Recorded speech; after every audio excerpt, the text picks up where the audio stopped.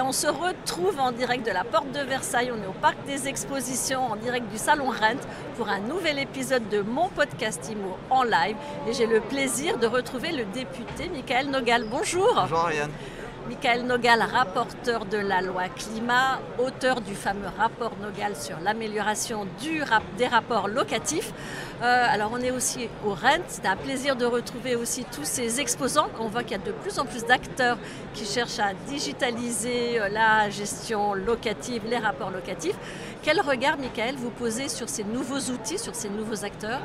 D'abord, c'est un plaisir en effet de retrouver tous ces acteurs après la période difficile qu'on a traversée. Mais je constate, et je suis très agréablement surpris aussi, du nombre d'innovations qui arrivent sur le marché de l'immobilier, de la gestion locative, pour améliorer le quotidien des propriétaires comme des locataires. Des personnes qui cherchent à acquérir, des personnes qui cherchent à investir dans le locatif, des personnes qui souhaitent mettre en location, ou à l'inverse des locataires dont on voit qu'avec la crise, avec le risque d'impayés, mais qui ne se révèle pas dans les faits, mais qui reste dans les esprits, on pourrait tomber dans une situation où les locataires ont de plus en plus de difficultés à se loger. Et donc tous les services numériques qui permettent de mieux cibler, de mieux comprendre la demande, de mieux connaître l'offre, tout ça c'est de nature à améliorer les rapports locatifs. C'est un sujet, comme vous l'avez rappelé, sur lequel j'ai beaucoup travaillé, donc je suis très heureux que le monde de l'immobilier, de la gestion locative bouge, et le Salon Rent en est une belle illustration. On voit aussi de plus en plus d'outils de garantie, il y a la fameuse GLI, il y a des cautionnements. Quelles sont les formules les plus intéressantes selon vous ? Alors, en effet, le marché de la GLI est en train d'évoluer. Il n'a pas évolué depuis 30 ans, mais là, il est en train, ces derniers mois, de beaucoup évoluer. Il faut savoir que la GLI aujourd'hui, les assureurs privés et les garanties loyers impayés privés sont assez discriminantes. C'est ce que j'identifiais comme problème dans mon rapport déjà en 2019. Et je suis ravi de voir que les acteurs de l'assurance, les courtiers aussi, innovent pour essayer d'avoir des critères qui sont beaucoup plus adaptés à la société d'aujourd'hui. C'est quoi la société d'aujourd'hui ? C'est plus un parcours professionnel linéaire comme on l'avait avant. C'est beaucoup de familles recomposées, de la décohabitation avec les enfants qui partent de plus en plus tard du logement familial.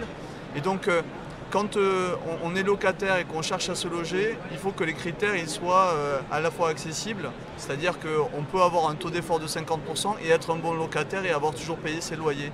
On peut être en CDD ou être intérimaire ou être indépendant et être un bon locataire aussi. Et donc, par le passé, la GLI correspondait peu et répondait peu aux besoins de ces personnes-là. Aujourd'hui, ça change, grâce notamment aux outils numériques qui permettent de récupérer un peu plus d'informations et d'avoir ce ciblage et cette compréhension meilleure du locataire. Est-ce que ça change assez vite ? Ça change jamais assez vite. Moi, j'ai beaucoup bousculé les acteurs de l'immobilier, que ce soit dans l'administration de biens et les acteurs de l'assurance. Mais honnêtement, je suis ravi quand même que depuis plusieurs mois, il y ait tous ces débats, tous ces échanges, et des acteurs comme BC Immobilier dans le courtage ou CEGC dans l'assurance et bien d'autres Galian aussi, qui innovent pour proposer de nouveaux services aux administrateurs de biens pour un meilleur logement du grand public et pour une meilleure confiance dans le parc locatif privé, que ce soit du côté des propriétaires ou des locataires. Dernière question, est-ce que vous ne pensez pas que cette digitalisation à outrance, elle peut écarter du marché des gens au dossier un peu bancal qui passaient parce qu'il y avait un rapport humain qui permettait de faire passer des dossiers un peu border auparavant ? Alors c'est un point sur lequel on doit être vigilant.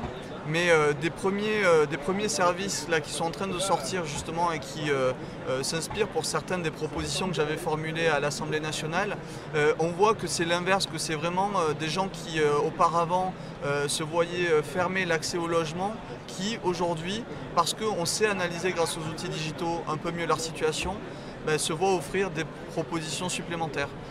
Si on parle des nouveaux logements construits qui bénéficient d'une garantie loyer impayé, jusqu'à présent, vous aviez des dossiers de locataires qui n'étaient même pas regardés. C'est-à-dire qu'on ne s'intéressait même plus à la capacité réelle des locataires à payer leur loyer, mais juste à leur statut. Et donc, je crois que ce qui doit nous guider tous, c'est de sortir justement des statuts pour s'intéresser aux personnes et quelles sont leurs capacités de paiement, quels sont leurs parcours résidentiels et leur parcours de vie, et s'adapter parce qu'on voit avec la crise que l'on a traversée qu'il peut arriver tout et n'importe quoi dans une vie, qui peut se passer, il y a des aléas de la vie, il y a des changements, il y a de plus en plus de mobilité, et donc les acteurs économiques, les administrateurs de biens, les agents immobiliers, les assureurs, les acteurs de l'assurance doivent aussi s'adapter, et je constate que c'est en bonne voie.